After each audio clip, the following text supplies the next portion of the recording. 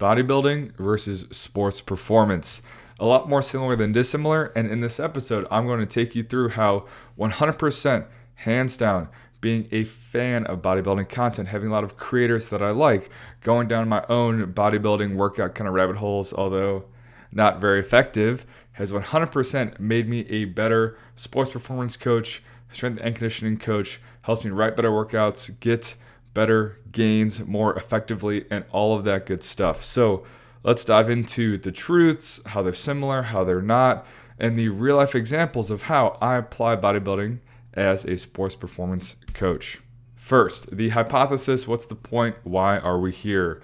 And there's two main things. Number one, I'm here to argue and give examples that simplified strength and hypertrophy training, aka bodybuilding, provides a lot of value to sports performance, right? Because these are all just principles applied to different settings, and I'll connect all the dots, but that's the main thing that I'm here to argue. And second, bodybuilding is more similar than dissimilar to sports performance, and I'm very excited. I have a slide that I think will show this well. So I want to start out with an analogy, and it's simply just like trying to give advice, but consulting with someone else first. So if I had an athlete come to me and let's say they were an accounting major, right? And they said, oh, I don't know if I want to do it. This class I might fail. I don't want it to affect my GPA, but I'm already like a sophomore, let's say. So then am I going to be, taking a step back? Or I don't really know if I like accounting and kind of all these things. And yeah, of course, I can answer that. Like I was a college student. I had to pick a major. I had tough classes. Like all of these things that they were talking about, I did, and I'm familiar enough to probably give them some pretty decent advice, right? Or I can say, sweet, let me call my buddy who's an accountant. He's been doing it for X amount of years. I remember just hearing all about his journey through the accounting coursework and kind of all that stuff. Let me ask him first, and then I'll get back to you. Well, that's kind of what it's like as a sports performance coach consuming bodybuilding content to get better at programming and training for strength and hypertrophy, right? So as a sports performance coach, yes, I program strength. Yes, I program hypertrophy and things like that. I know enough to be dangerous, but that's not exclusively what I do. That's not what I'm known for. That's not my bread and butter. That's not why people come train with me, although that's a part of it. So bodybuilders, they are experts in strength and hypertrophy development, and sports performance coaches are experts in navigating well-rounded athletic development in conjunction with sports, right? So again, strength and hypertrophy is a piece or a facet of sports performance, but that's just one piece to the pie of sports performance, right? So as a strength coach, I know enough to be dangerous about strength and hypertrophy, but I might as well just bring in the experts. Fit is an online programming software that helps you train more athletes in less time with greater individualization. For in-person or remote training, Fit does so with a streamlined programming process, decision-making trees to help you integrate data into your programming, as well as better communication with all pieces of a high-performance model involved to break down silos. Learn more at fit.io, that's fytt.io, and tell them that Matt Tometz sent you. Coaches, this podcast is sponsored by Samson Equipment. They've been providing elite strength training equipment and professional weight room solutions since 1976. If you value quality products, great customer service, and a company with integrity, then make Samson Equipment your go-to. Visit them at samsonequipment.com, that's SAMSON Equipment, and let them know that Matt Tometz sent you. So, overview of this episode. Let's go over the truths of bodybuilding, the truths of sports performance, the truths of both, how they overlap, literally and figuratively, as well as some real-life examples with some screenshots of workouts and action items, what you can do moving forwards to start getting yourself better. So first, if I had to boil down bodybuilding into a simple phrase, well, it is finding the minimum and maximum recoverable stimulus for strength and hypertrophy, right? And that's Mike Israetel's language. I'll get into him a little bit later, but basically, what's the least you have to do to get gains that you can bounce back and then also train again? And then how do you go from the least to get gains to the most that you can get gains over the course of a cycle, 4 weeks, 6 weeks, whatever it is. Well, then what causes hypertrophy in strength, and consequently, what are you pursuing in your workouts as a bodybuilder? Well, there's mechanical tension or stretch under load. Think like the bottom of a bench press, basically full range of motion. There's a pump / the metabolites, or basically the burn.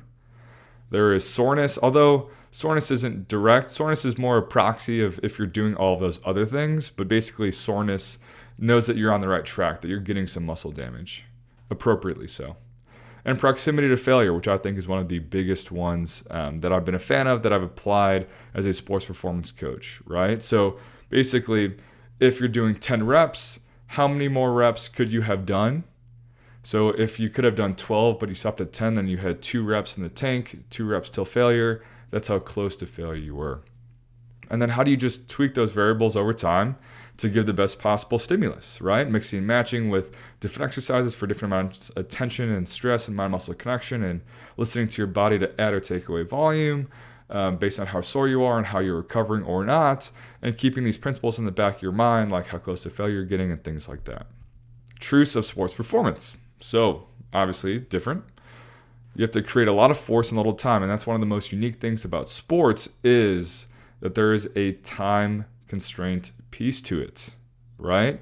You have to go from the 0 meter line to the 100 meter line in the 100 meter dash and track and field, right before the other person. You have to go chase and get that the ball, the pass from your teammate on the soccer field before the defender does, right? You have to create as much force possible to apply to the ball when you're throwing, because the ball has to beat the runner to first base and things like that. So getting these skills and movements done in a very finite time window is probably the most unique thing about sports performance. There's going to be plyometrics, speed training, sprinting. You have the actual volume of practice, just the skill development of the sport itself, as well as you have to get strong enough. You have to have a foundational level of hypertrophy. So although there is strength and hypertrophy in there, there's a lot more that goes into it with just the constraints of sport itself, or kind of how is all this supposed to come back to sport? All the training has to come back to that. And then you have your plyos, sprinting, practice, and all of that stuff is basically almost every day. So literally and figuratively, there is an overlap of sports performance and bodybuilding, and that is strength training and training for hypertrophy. ISOFIT is not just pioneering isometric strength training, but they are opening up a brand new world of possibilities with health and performance benefits through isometric training and their own groundbreaking product. With patented force matching technology, they're reshaping the boundaries of functional health and human performance. Discover the future of health, fitness, and sports performance at isofit.com. That's ISOPHIT.com, and tell them that Matt Tometz sent you. So, in one sports performance session, a strength and conditioning session, if you're a high school athlete, college athlete, whatever it may be, well, you're going to start with your sprinting and speed work. Then you'll move on to your explosiveness / plyometrics, your weighted jumps, your cleans, things like that. Then you're going to get into your lower body strength, your upper body strength, and then your accessory, maintenance, hypertrophy, body care, kind of things like that. So if we break down just an entire session from a sports performance perspective, well, bodybuilding applies to the lower body strength, the upper body strength, and we'll just say like half of the hypertrophy, right? So if there's 5 blocks, speed, explosive, lower, upper, accessory, well, bodybuilding and the hypertrophy and strength training principles that come from that apply to literally half of a session, right? So to act like it's so different, to act like there's no possible overlap or ways that bodybuilding information could make you a better coach, I think does more harm to you than it does good by being a little bit more kind of closed-minded. So here's an infographic I made for an ebook that eventually I'll finish. That's a story for a different day. But if we look at this kind of pyramid of the training qualities, right? The foundation is going to be hypertrophy. That is just going to have enough muscle mass to be durable, to be stable, to support strength training, which is the next level. Are you strong enough to simply create enough force, right? Then we have power. So can you apply that strength in more finite amounts of time? And then power, can you turn that into raw speed of, creating a lot of force fast to just straight up being fast? So the bottom two pieces of the pyramid are strength and hypertrophy. Well, I can bucket that into simply just robustness, right? The point of being strong, like in sports, you don't get strong just to get strong. You get strong to stay healthy and support the other qualities, right, of power and speed. So strength and hypertrophy are for robustness and staying healthy and being a good foundation. And then speed and power, the top of the pyramid, are for the actual performance itself, right? Because power and speed both have that time constraint.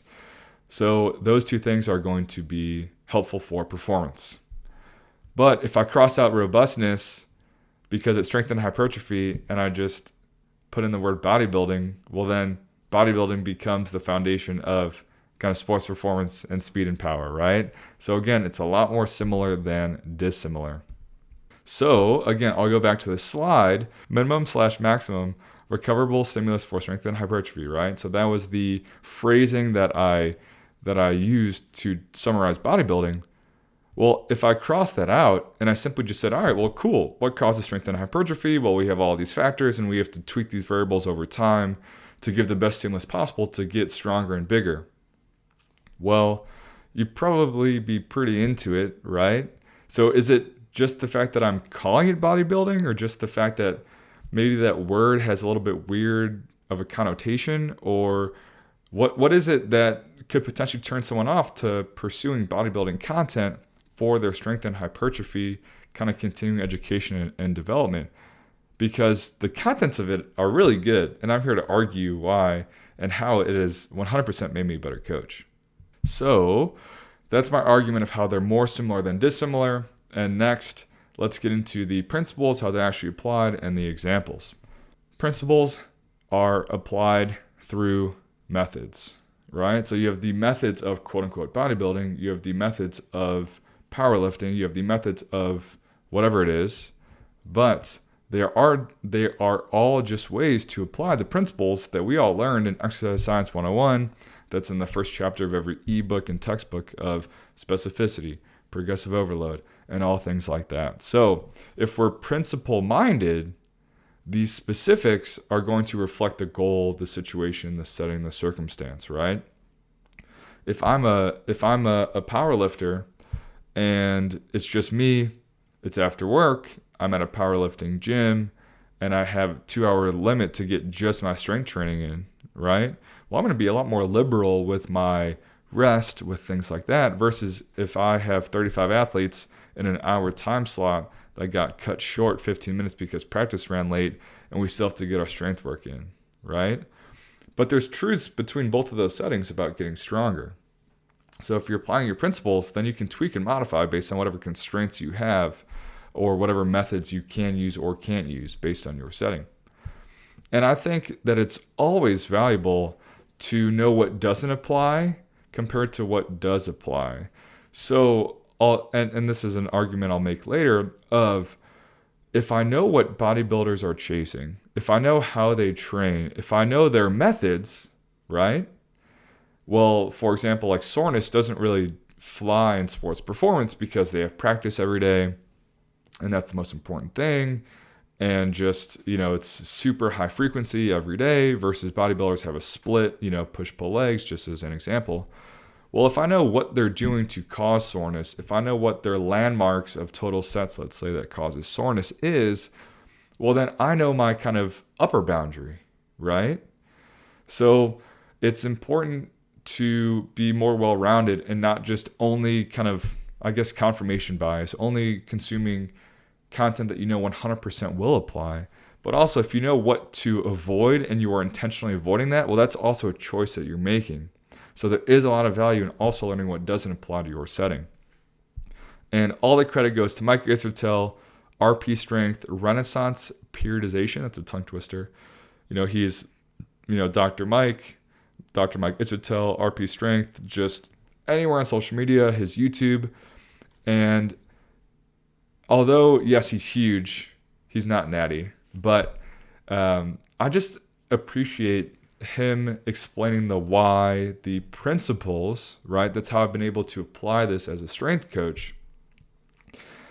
And just being a fan of his stuff over the years, right? If I had to recommend one Mike Israetel video, one RP strength video on their YouTube, I honestly couldn't, because it has just been accumulating so many little tidbits and phrases, and watching a video on strength training for natty people versus watching a strength training video for not natty people versus amateurs versus experts versus whatever it may be, and just being a fan of not only how he speaks and just he's very engaging, but his stuff and just how he explains it just makes sense. So I think the lesson here also is just to be a fan of stuff, right? So although I probably will not ever compete in bodybuilding, I probably will never write workouts specifically for a bodybuilder and be their only person of their workouts, right? The only coach for their workouts. Just being a fan of those things, knowing that there is some connection, but I also think it's interesting. Plus, I also think he's a good person and a good speaker and things like that. So, huge shout out to him, just being a fan over the literal years, and I've applied a lot of stuff. So, we have the principles. I'm not here to rewrite the textbook of intensity, volume, specificity, overload, frequency for different training goals, right? So, how specific are you getting? How are you overloading it over time? And then how do you kind of tweak and modify training frequency, training intensity, volume? And then how do you organize those things over a microcycle, a mesocycle, and a macrocycle to kind of get you continual gains over time? So the training variables of frequency, intensity, and volume, the dials and the knobs that you're turning on a daily and a weekly basis, let's compare and contrast for sports performance and hypertrophy. So sports performance is going to be very high frequency training, right? Think kind of like microdosing, right? You could lift 4 days a week, but it's probably not going to be that much per day because you have practice, because you have games and travel and kind of things like that. The intensity is going to be high because we're trying to be very effective in limited amounts of time, right? But also the intensity of plyometrics, being all out, fighting that time constraint, right? The intensity of not having maybe as many total strength sets per week. So the strength sets that you do have, you have to push pretty close to failure and things like that. But the volume per day is going to be kind of low. So think about sports performance a little bit more of a microdosing context. And bodybuilding is going to be a low frequency. Now, although when I went down my own Olympic lifting, bodybuilding rabbit hole, although I was lifting 6 days a week, per muscle group, per body part, per whatever was pretty low frequency. So let's just do push-pull legs. So Monday you do your push workout, chest, shoulders, triceps. Tuesday you do your pull, so that's back and biceps.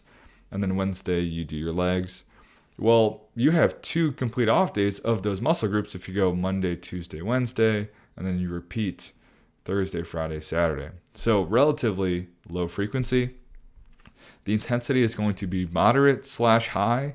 So I wrote it like this because it starts moderate, as you can get gains not going to failure, right? 3 reps in reserve, which I'll get to later.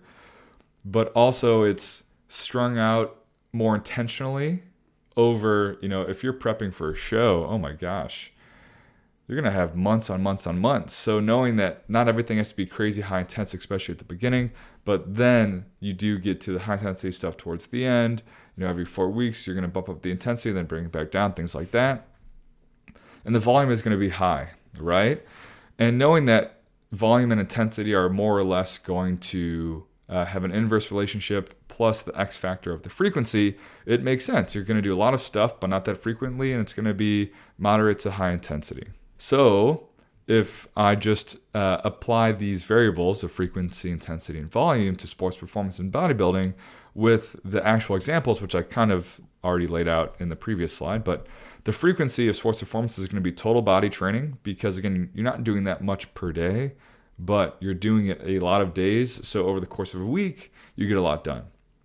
The intensity is going to be proximity to failure, and the volume is going to be thought of more in a kind of sets per day mindset, versus bodybuilding is going to be more total sets per week that you're trying to hit.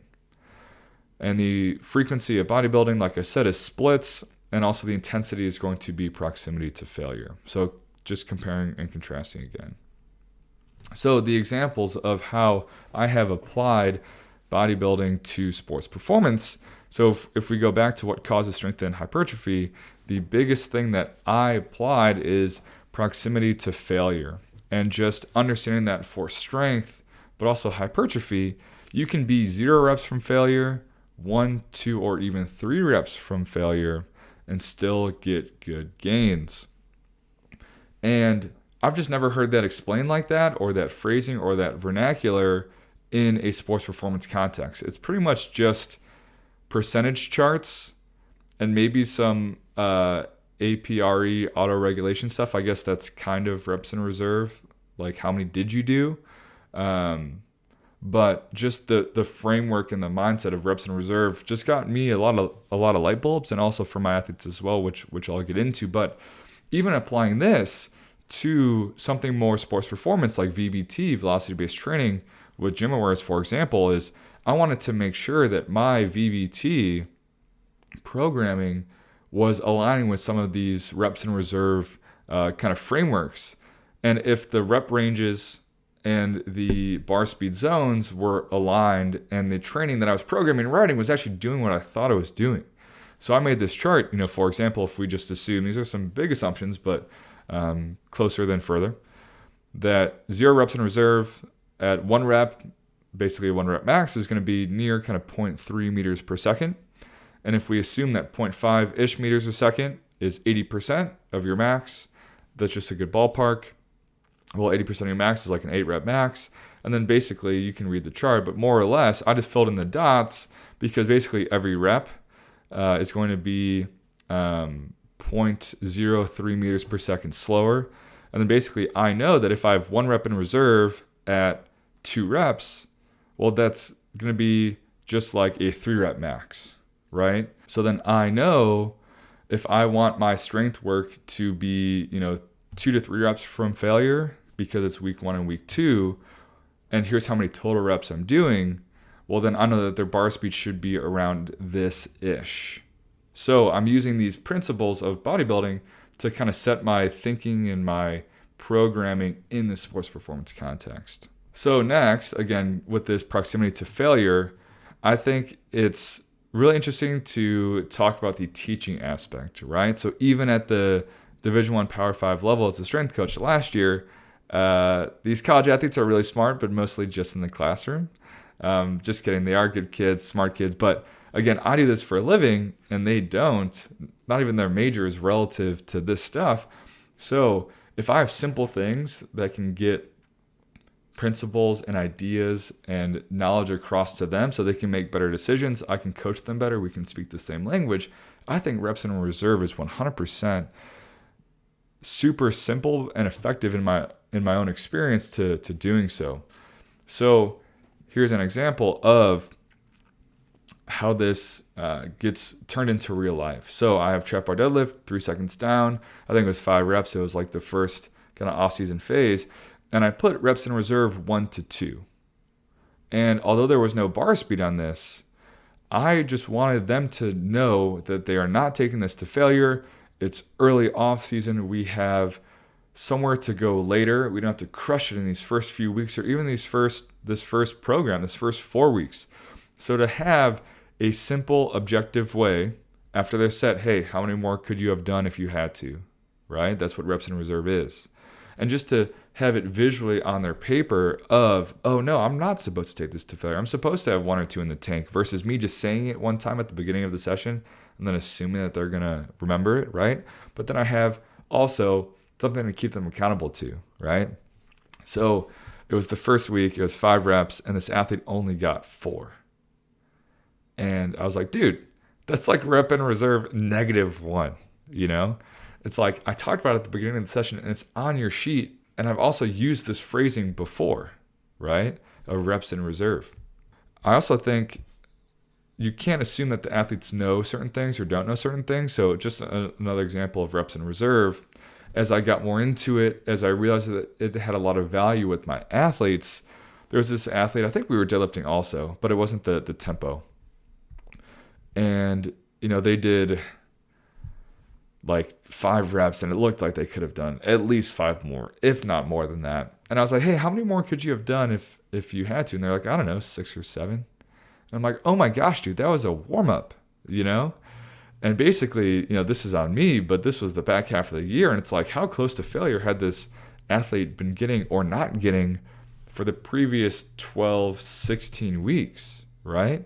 But now that I have this objectively subjective thing that I can ask them that they can keep in the back of their mind. And of course, like we apply this and he goes, oh my gosh, this workout is like so much harder, right? Or I'm actually sore or things like that. So I think reps in reserve is probably the biggest example of applying the principle of proximity to failure and then mixing and matching with VBT, mixing and matching with coaching and kind of things like that. So I think that is 100% the biggest one. Next, what causes strength and hypertrophy is the pump/metabolites. So basically, just think, you're repping out 15, 20, 25 reps. It's super easy at the beginning, but it just burns a bunch at the end. So if I know that causes hypertrophy, or if I know that just causes fatigue and that damages the muscles and gets us sore, right? Well, then I'm going to want to avoid that in some of the strength training. And that's more or less the logic of cluster sets. So a cluster set is just, imagine doing 5 reps of bench, 5 in a row. Well, if you do 3 reps and then you rack it for 15 seconds and then you bench 2 more times, odds are you can bench a little bit more because that break in the middle, that 15 seconds, lets some of the fatigue, some of the metabolites clear out to where those last 2 reps are that much better and that much more effective, right?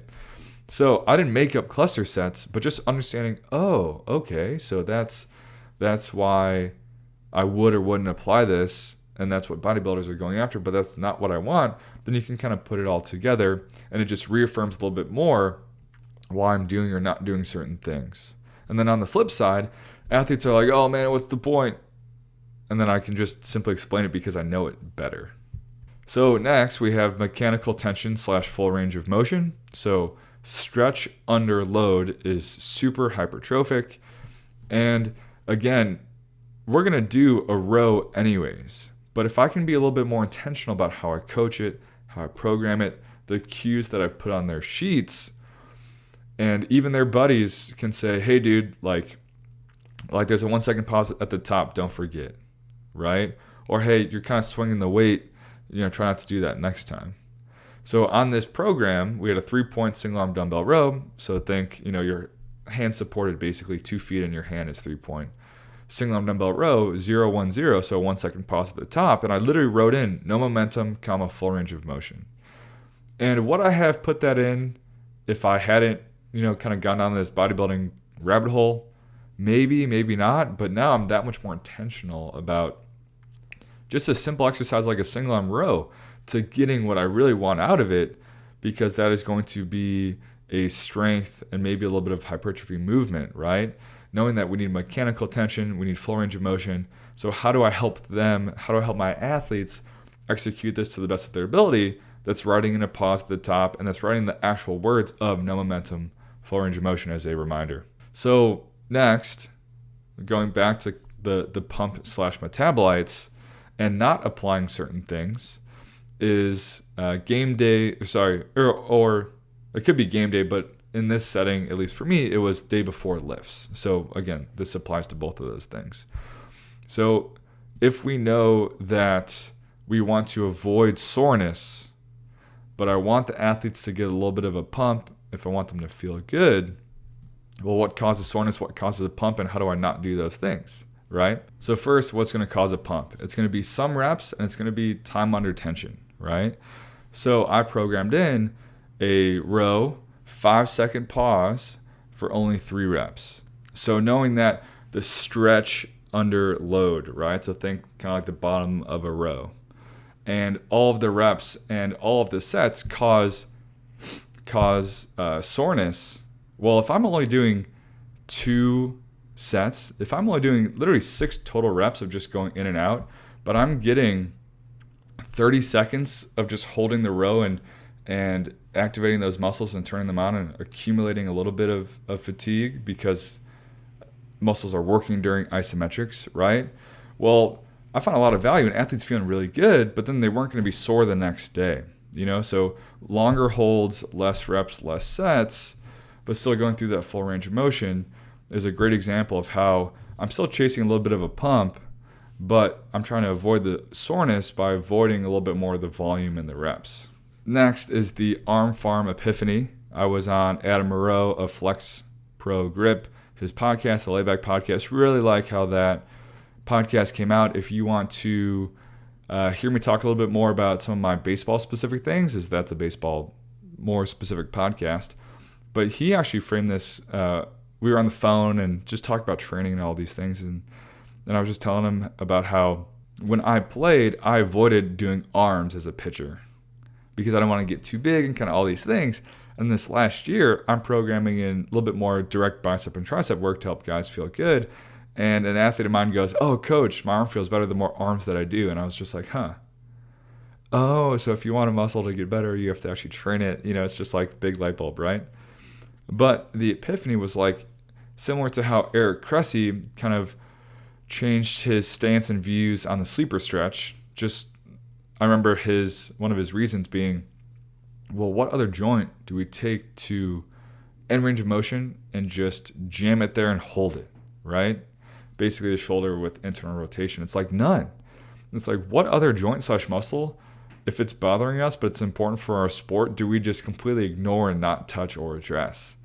So it's like, well, if I need blood flow or pump for recovery to get the good stuff in, nutrients in the blood and stuff, and the bad stuff out, some of the metabolites and just things like that, well, some hypertrophy principles, knowing what causes a pump is exactly what I need and is what I'm going to do, right? But on the flip side, again, avoiding soreness, well, how do I get a pump but not that much soreness? You get all your reps but not that many sets, right? So my baseball guys were hitting biceps and triceps once to twice a week in season, and they said it was the best they ever felt. Because I know why I'm doing it. I'm not doing it to get their arms bigger. I'm doing it to get their arms feeling better, right? So here's just some examples of, we had biceps 4 seconds down, 4 reps each. And although, yes, the eccentric can be more soreness causing, well, it's only 2 sets of 4 reps each, right? But then on the flip side, the next program and phase was biceps and triceps, just 10 to 15 reps. So I applied the eccentric phase for 4 weeks, or these eccentric type bicep curls, because I knew that baseball season is a long season, 4 months. So I can't just only do reps on reps on reps, which I'll get to in this next slide of the different rep ranges that cause hypertrophy. So it's knowing, hey, first phase, their arms are going to be pretty fresh. Let's see how this eccentric phase goes, see how they get a pump. They said it feels good. Okay, cool. Well, I saved my actual reps for later in the phase, and I also have another tool, another option to change it up if I need to. So what causes strength and hypertrophy? Proximity to failure. And this is, I guess, maybe not directly a bodybuilding concept, but again, I've only heard bodybuilders talk about this stuff like this because this is what they do literally for a living if you're a professional bodybuilder, versus this is only a quarter, maybe a third of what goes into good sports performance training. So here are the rep ranges that cause strength and hypertrophy. Well, you have kind of that 5 to 10 range, heavy lifts. You have that 10 to 20 medium lifts, and then you have 20 to 30 reps light lifts. So in their setting, you can lift 5 to 30 reps and get gains. Now, on the flip side, if I'm going for strength and proximity to failure, but I don't want that much soreness, then that is where the reps 1, 2, 3, 4 kind of come into play. So just because bodybuilders don't go below 5 doesn't mean that I'm not going to as a sports performance coach. But I know why that they don't, and I know why that I would, and then I put all that together. Hopefully that was a good example. So, I program biceps in like 15 reps, and one of my athletes goes, "Coach, I've never gone above 12 reps before," right? So how much of a disservice would it be to my athletes if for our accessory work, it's only in that 10 to 12 range, and it's only what they've done their whole lifting career, and that's only what I do with them for 4 years of training with me, when it's like, well, first, it's going to become not as effective.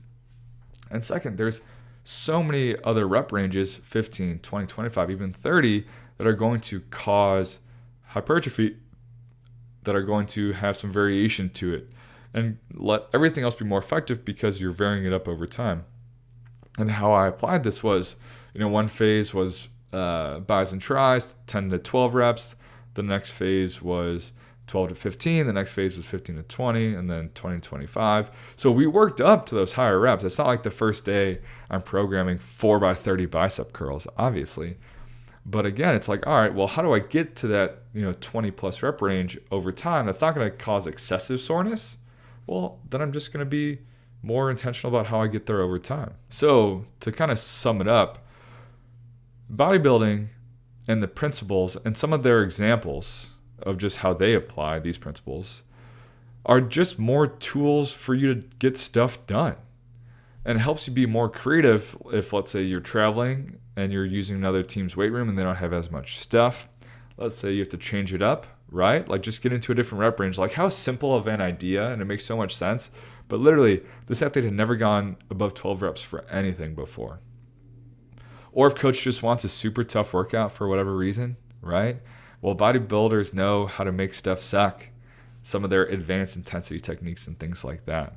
Bodybuilding is just a new language and a new way to phrase things. Again, reps in reserve, I haven't really heard not in the bodybuilding space, but huge light bulbs for myself as a strength coach and for my athletes as well. So it's just more things that you have in your back pocket to pull out for whatever situation it is, whether it's less time, whether it's less equipment, whether it's just a random, hey, make this workout super tough, and just helps you make you a more well-rounded coach. So moving forwards, very simple. Just be a fan of all types of training. So whether it's bodybuilding and Mike Israetel and RP strength, well, when I got my USAW, my Olympic weightlifting certification, well then I programmed and did all my own Olympic stuff for the next 12 weeks. And that made me a way better, not only Olympic lifter, obviously, but also coach of Olympic weightlifting because I knew how it felt. I knew what the programming was like. I just understood it from a first-person perspective and also from a coach perspective to where I can kind of put all those things together to program and coach even better to my athletes. So I think be a fan, follow a lot of different people, and even if it's like someone who does stuff that doesn't, like let's say, a professional strength and conditioning coach in pro sports, let's just say the NFL. Well, would they get some benefit out of watching, a flag football dad just show some of the drills, or let's say he's a strength coach and he just happens to coach his son's flag football team, bear with me. Well, cool. Yeah, there's drills and there's ideas and there's concepts and there's this theme of football that is guiding why he's doing certain drills with his athletes and things like that. Versions of tag and whatnot. So even just to say, okay, I know where that guy's coming from. There's the truth, but also that doesn't really apply to pro athletes. But here's this one thing that might. Well, then yes, you're helping support your argument by knowing why you are not doing certain things, or it's making you better because you're getting more things to do on your own. Train yourself in different ways. I think that there's a lot of value to be had in feeling and doing it on your own. And also think outside the box. So just be creative. There's more tools in the toolbox. Being a fan of bodybuilding stuff, going down my own little bodybuilding rabbit hole. A lot of credit to Mike Israetel and RP Strength has 100% made me a better sports performance coach than if I just had said, oh, well, I don't do bodybuilding, so I don't have to follow any of these guys, or this doesn't apply to me. Like, this is just a waste of my time. So being open-minded, doing it yourself, thinking outside the box, finding people that are smart, good at explaining stuff is only going to make you a better coach. So have fun with that.